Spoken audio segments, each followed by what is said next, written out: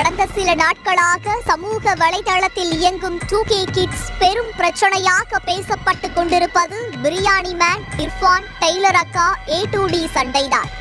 இந்த சண்டையின் உச்சமாக யூடியூபில் பிரியாணி மேன் லைவ் வீடியோவில் தற்கொலை முயற்சித்தார். இந்நிலையில் பெண் யூடியூபர்கள் குறித்து தரக்குறைவாக பேசிய விவகாரத்தில் பிரியாணி மேன் கைது செய்யப்பட்டுள்ளார். பிரியாணி மேன் என்ற சேனலை நடத்தி வருபவர் அபிஷேக் ரவி. இவர் யூடியூப் உள்ளிட்ட சமூக வலைதளங்களில் பிரபலமாக இருப்பவர்களை கடுமையாக விமர்சித்து வீடியோக்களை வெளியிடக்கூடியவர் என்று கூறப்படுகிறது. இதற்கு கடும் எதிர்ப்புகள் சமூக வலைதளங்களிலேயே வரும். ஆனாலும் அதை அவர் கண்டுகொள்ளாமல் வீடியோக்களை வெளியிட்டு வருவார்.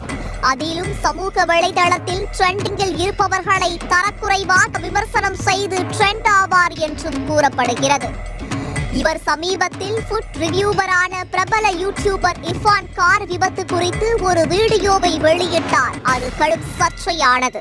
இர்ஃபான் வெளியிட்ட வீடியோவை தொடர்ந்து இந்த பிரச்சனை முற்று பெற்றதாக கூறப்படுகிறது. ஆனால் அதற்கு முன்னர் இவர் டெய்லர் அக்கா என்ற பெயரில் இயங்கும் தயாளு குறித்து வெளியிட்ட வீடியோ சர்ச்சையானது. டெய்லர் அக்கா என்பவர் தயாளு டிசைன்ஸ் என்ற நிறுவனத்தை வைத்துள்ளார். இன்ஸ்டாகிராமில் இவர் டெய்லரிங் கற்றுக் கொடுக்கிறார். சமீபத்தில் டெய்லர் அக்கா என்று இவர் ட்ரெண்டிங் ஆனார். டெய்லர் அக்கா பிரபலமானதும் அது பிரியாணி மேனின் கண்ணை உறுத்தியுள்ளது. இதையடுத்து அவர் குறித்து அவதூறு வீடியோக்களையும் வெளியிட்டதாக தெரிகிறது.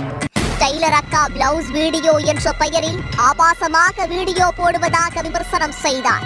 அவர் மோசடி செய்ததாகவும் கூறினார்.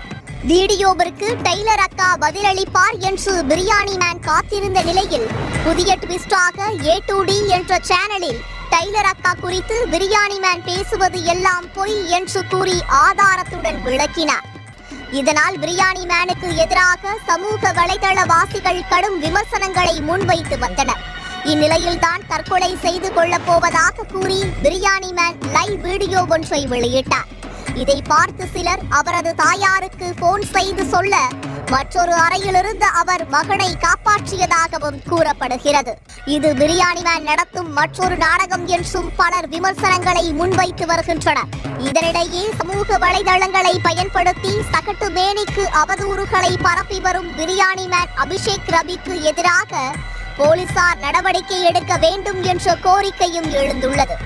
செம்மொழி பூங்காவை பற்றி அவதூறாகவும் பெண்களை ஆபாசமாக பேசி யூடியூபில் வீடியோ வெளியிட்ட விவகாரம் தொடர்பாக பெண் வன்கொடுமை தடுப்புச் சட்டம் உள்ளிட்ட பிரிவுகளின் கீழ் வழக்கு பதிவு செய்து யூடியூபர் பிரியாணி மேன் என்ற அபிஷேக் ரவி கைது செய்யப்பட்டுள்ளதாக சென்னை காவல்துறை தெரிவித்துள்ளது.